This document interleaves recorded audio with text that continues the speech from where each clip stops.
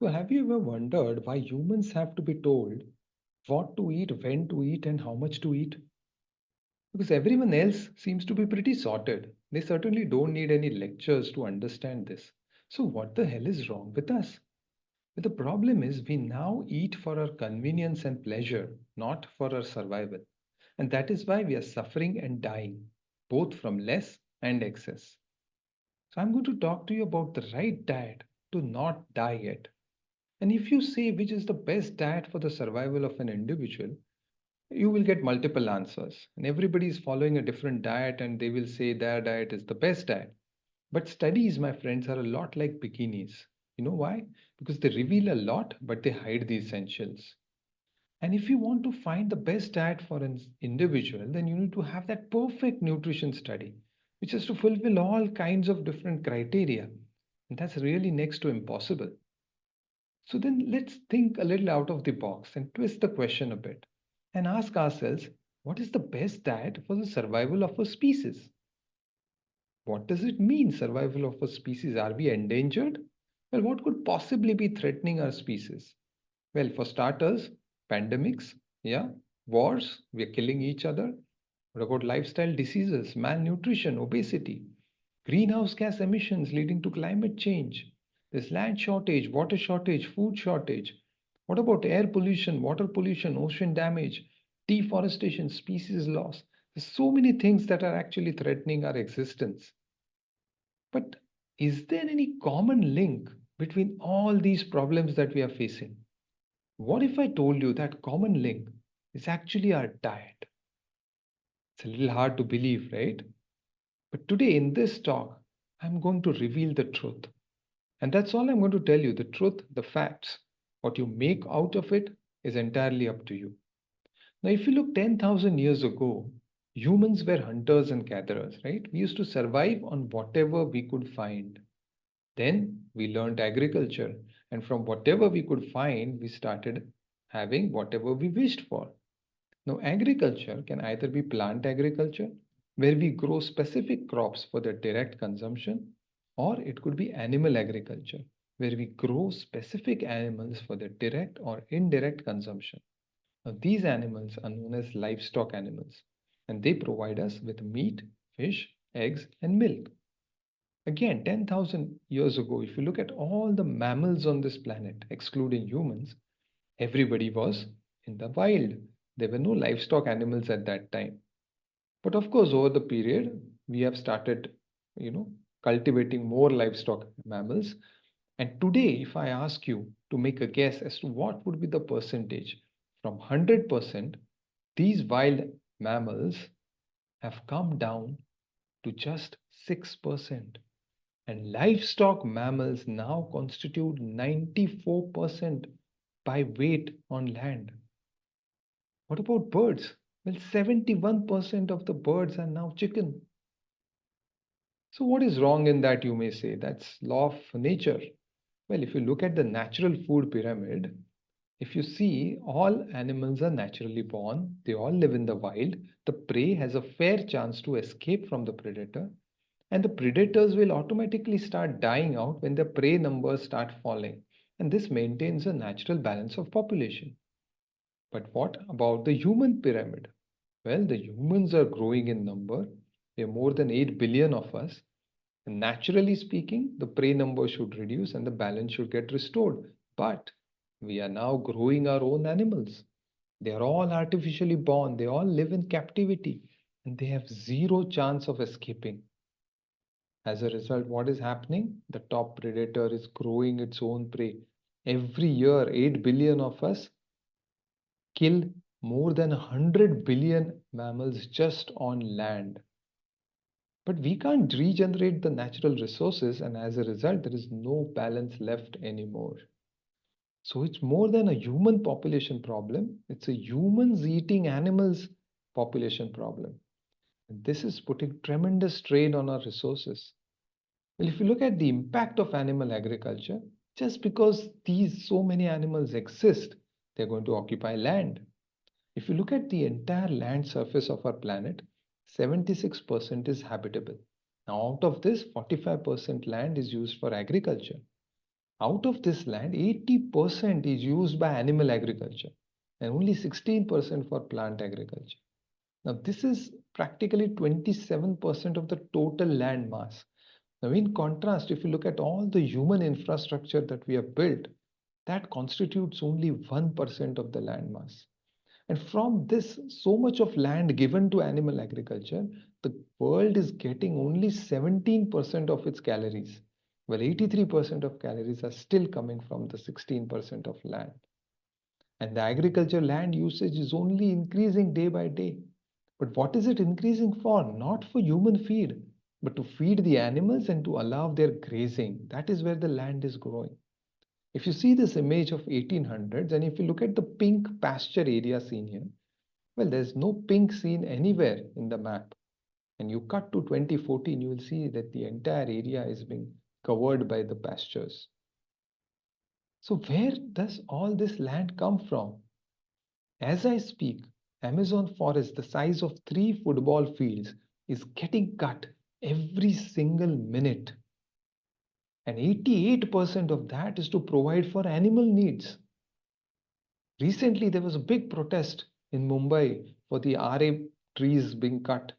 2,500 trees were cut and people were disturbed. These many trees are getting cut every single minute. Animal agriculture is the biggest cause of deforestation. And deforestation is going to cause biodiversity loss. In fact, naturally, 3 species are expected to die, become extinct every year. That's natural. Currently, 3 species are getting extinct every hour. When this happens, so many species get extinct at such a rapid pace, it is called as the mass extinction. We are in fact headed towards the 6th mass extinction.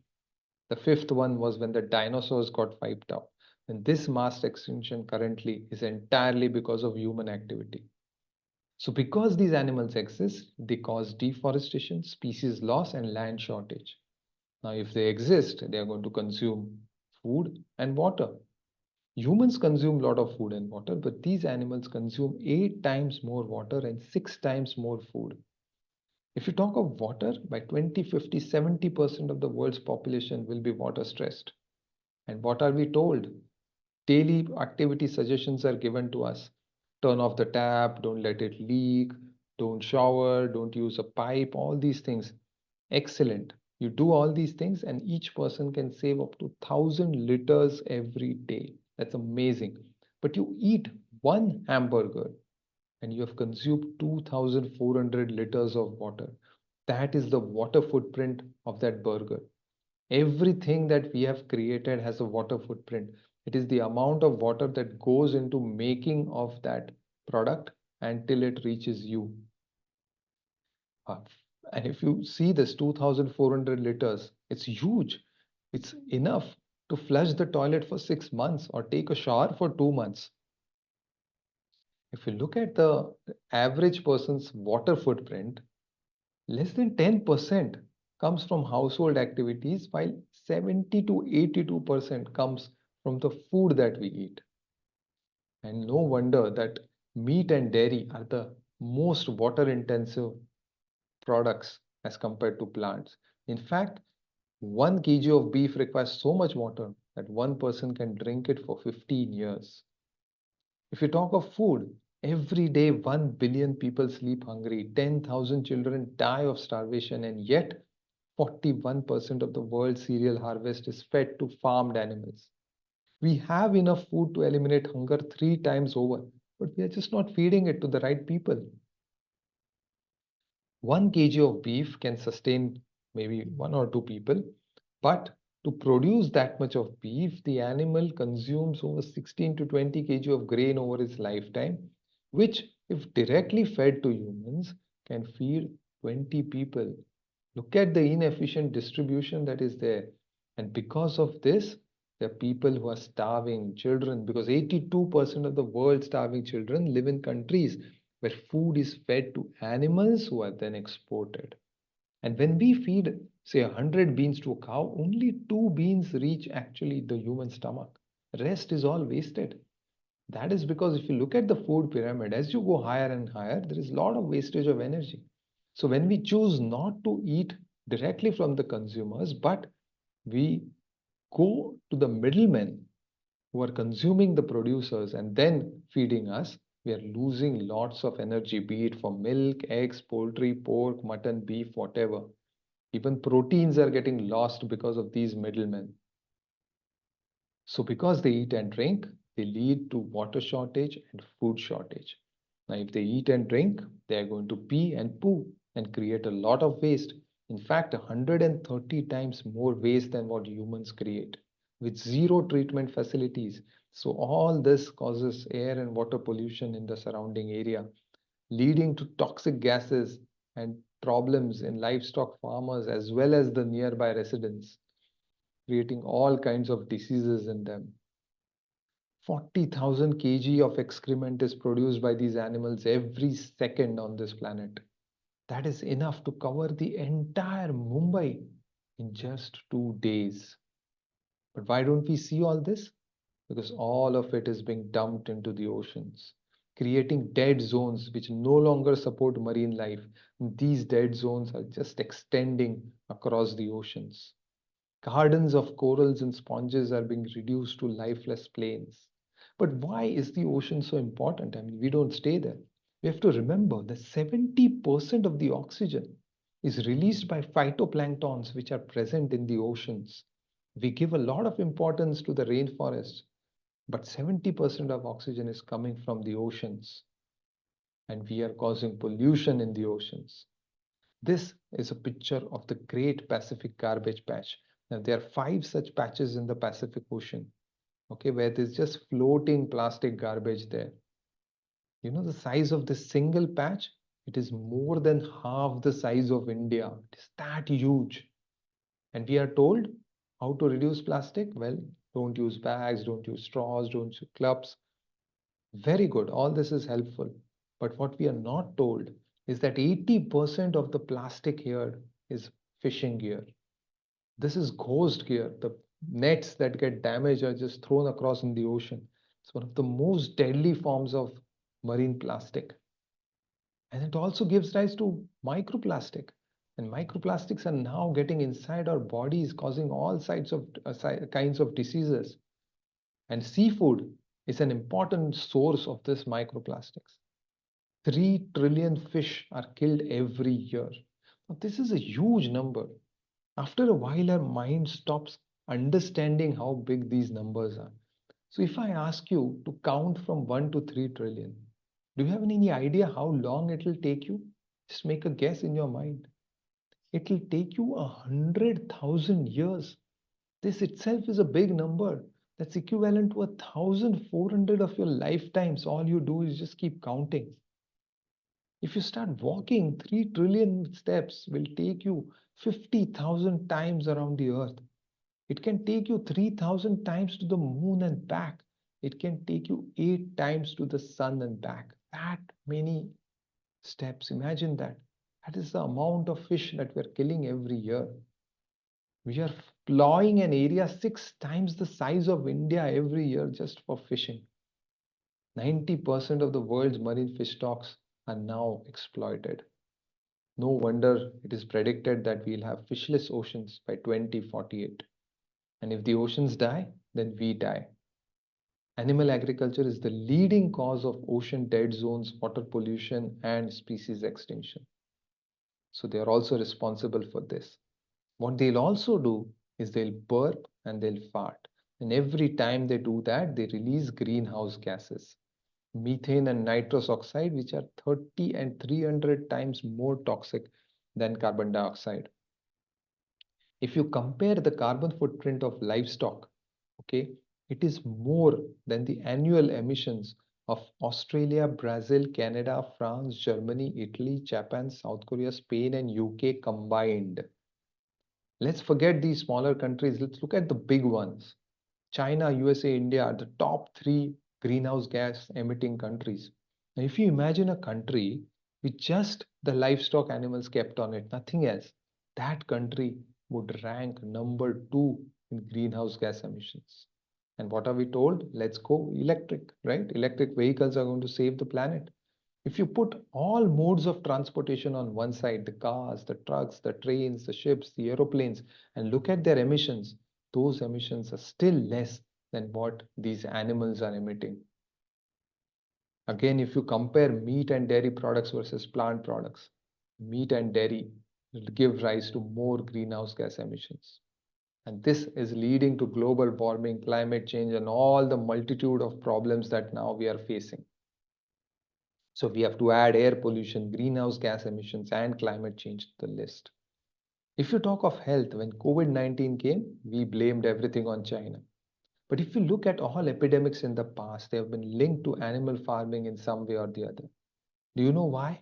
Because we crowd millions of animals together, we raise them in filthy conditions, and we pump them with antibiotics. As doctors, we are told to use the antibiotics judiciously to not lead to resistance. But 80% of all antibiotics are used on factory farm animals with no accountability.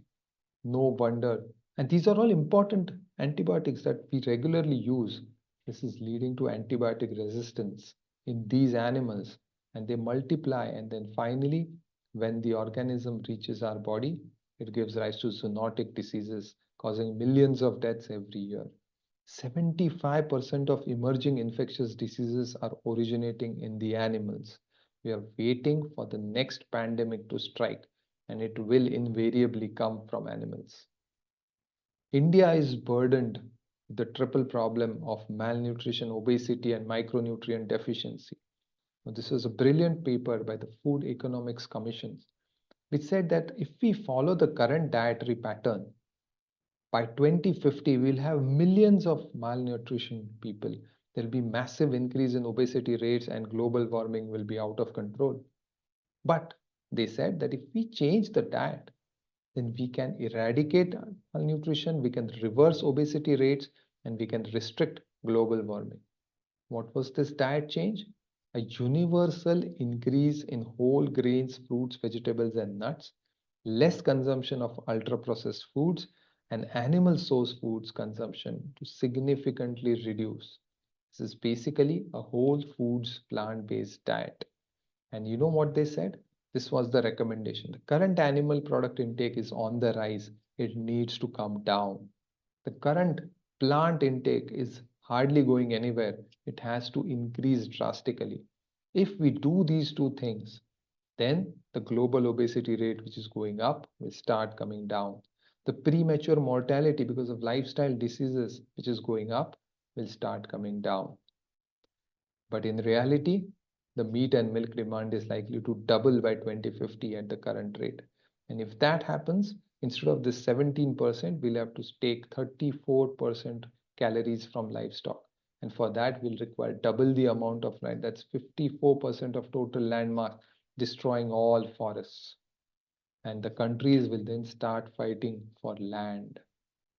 So we have to add pandemics and wars and lifestyle diseases, malnutrition and obesity to the list, the entire impact of animal agriculture. Now, do you see the common link? It is meat, fish, eggs, and milk. Well, some may say, what's wrong with milk? India is number one dairy consumer. India is number one dairy producer. In fact, India has 33% of the world's cattle. And the milk production is just going on increasing.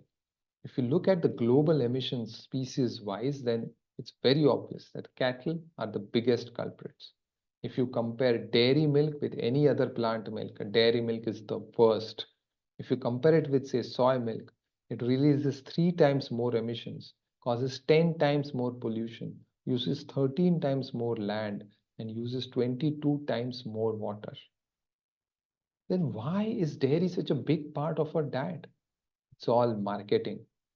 There was a time in the 1950s where doctors used to promote smoking. In fact, it was said that if you smoke, you will become slimmer. And the same thing is happening with dairy and meat.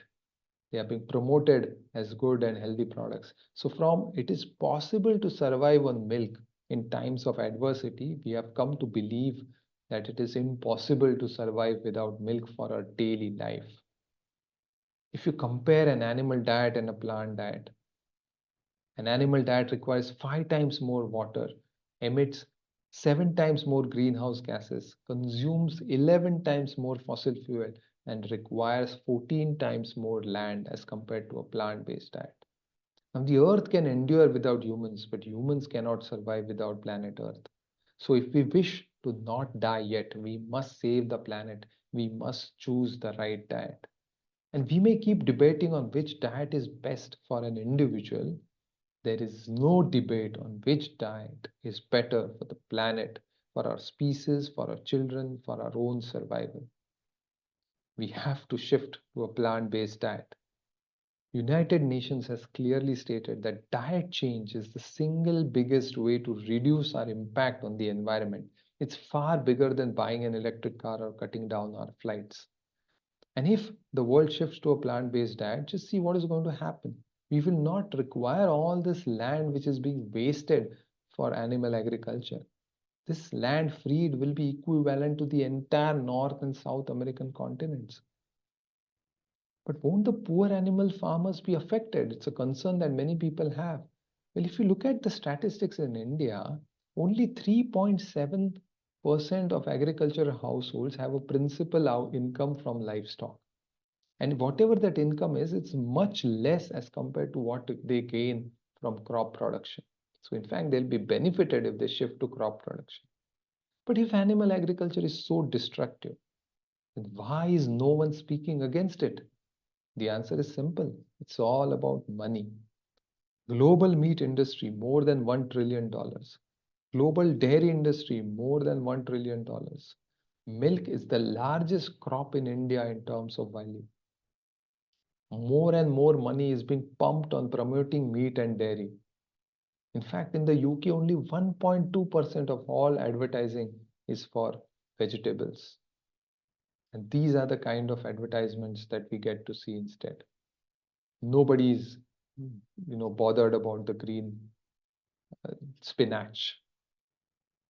This paper concluded that animal product analogs, that animal alternatives, have a weak sign of government support. It's the animal farming that still received most of the financial support. And in fact, there's an active resistance from the governments to a food system transformation. The governments have not ignored these issues by accident, they have resolutely looked away. So, what can I do? Well, by adopting a plant based diet, a single person in a single day can save lives, can save food, can make a change to the environment, forests, water, and their own health. If you do the math, I have been for more than 5.5 years, nearly 6 years on a plant based diet, and I have saved water equivalent to feeding 10,000 people for a year, grains to feed 200 people for a year, forests the size of 20 tennis courts, emissions equivalent to a car driven 140,000 kilometers. That is the power of a single person. Okay. Now, each one of you also has the same power. But is it safe? Is this diet safe? What about proteins, calcium, vitamin B12? Yes, the Academy of Nutrition and Dietetics has said that it is absolutely nutritionally adequate, appropriate for all stages of life. It's environmentally sustainable and it has many health benefits. If you take diabetes, it is shown to reverse, HbA1c levels and reduce medications. In cardiovascular disease, it reduces mortality. If you look at COVID-19, when it struck, it was found that those with a plant-based diet had a 73% lower risk of developing moderate to severe COVID. If you look at obesity, it can reduce body weight, waist circumference, BMI, HbA1c, serum creatinine. If you look at kidney disease, the animal foods are all known to be acidic, while plant foods, majority of them are alkaline.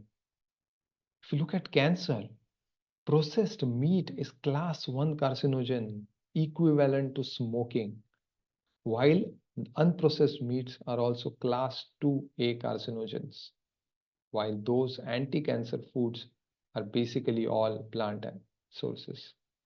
If you compare meat and dairy versus plant, definitely proteins are much more in meat and dairy, but they also come along with saturated fats, cholesterols, hormones, antibiotics, and all kinds of inflammatory products that are bad for us. Fiber is completely non-existent in meat and dairy. It only comes from plant-based foods, along with a lot of other benefits that you know, stand to gain from this with a perfectly balanced gut bacteria. There are other issues with dairy also that people are now started recognizing. These are some of the personal benefits that I got. But let's ask the experts. If you look at the world's top sportsmen, they are now choosing plant-based diet. But this is not something new. Since 1900s, people have been following such diets. Bodybuilders have been following plant-based diets.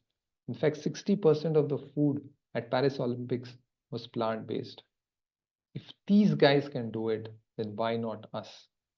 If animal agriculture industry is a destructive industry, resource intensive, unsustainable, unnecessary, and detrimental to our health, for me, it is a no-brainer that we have to shift to a whole food plant-based diet.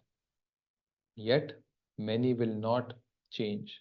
You know why? Because there's one other organ that controls our brain, and those are our taste buds. We no longer eat to live, we now live to eat. But are we also willing to die to eat? Because we are literally eating our way to extinction. But we don't need to. I mean, there are many plant based tasty options available. Whatever you wish for, you can have it plant based. In fact, in a recent cheese competition, a plant based cheese won the best cheese competition. Of course, it was later on disqualified because a dairy industry person found a way to change the rules. Leave the politics aside, just imagine that you can make better cheese taste wise from plant based. But even that we don't need to do. We could simply adapt our taste buds for more healthier food. There's nothing wrong in that. It can be done. Because if we change our habits, we can change our life. So, what's it gonna be on your plate? Animal foods or plant foods? Because when we have to choose, our brain makes a decision, but our heart also makes a decision, right? So, what does your heart tell you? If you look at the beef industry, 900,000 cows are slaughtered every day. Again, a big number. If you make a line of these cows, 900,000 cows, one behind the other, that line will extend all the way from Mumbai to Kolkata. Those many cows are slaughtered every day. 130,000 goats are slaughtered every hour. 160,000 pigs are slaughtered every hour. 140,000 chicken are slaughtered every minute, and 100,000 fish are slaughtered every second. Yet, no one bats an eyelid. We think it's normal. But what is wrong in killing an animal that has already lived its life? A lot of people argue that. You know, the normal lifespan of a chicken is around 8 to 10 years. The age of the chicken when it is killed, just 45 days. In fact, look at all the animals that are slaughtered for food, comparing with their natural lifespan, you'll realize that we are basically eating babies. What about the egg industry? The egg industry has no role for male chicks. They're not going to lay any eggs. So on day one, they are sorted out male, female, put on this conveyor belt and straight away sent into a grinder. Grinding is considered to be the humane way of killing them. There are other ways where these 1 day old chicks are killed. 700,000 male chicks slaughtered every hour for a requirement of eggs. What about the dairy industry? Well, let me ask you a simple question. Who gives milk? Well, we are taught the cow gives milk, right? What if I say a mother gives milk? Isn't that the truth? And if the mother gives milk, whom is the mother's milk for? For the baby. Isn't that the truth? A cow doesn't give milk all her life. Please understand this fact. It only gives milk after she gives birth to a calf, much like any other mammal on this planet. So, this is what it's supposed to be. But what we do, we separate the calf from its mother. And what do we believe? That the entire human race is supposed to be sustained by that cow's milk. How big a lie is this? In fact, the human's most unnatural creation is drinking milk. because we are the only mammals that drink milk as adults, that too of another species. It is just so weird. The only ones who really need cow's milk are baby calves. So, unless we look something like this, if it's not your mom, it's not your milk. It's as simple as that. Dairy is just not needed in our lives. Well, some may say at least there's no killing here. Or is there? If you look at the beef cattle list, India is nowhere on the list of beef farms. Yet, India is number two exporter of beef in the world. So, where does all the cattle for export come from? It's not rocket science. India's beef comes entirely from dairy industry. If you support the dairy industry, you are supporting the beef industry as well. And instead of stopping, we are promoting dairy industry, rampant artificial insemination, injecting oxytocin to pregnant calves, separation of calves from their mothers, and purposeless slaughtering of male calves. And we are all in denial. A male to female distribution of any species is expected to be 1 is to 1. If you look at the cows in India, the ratio is 1 is to 3, and it's becoming worse every year.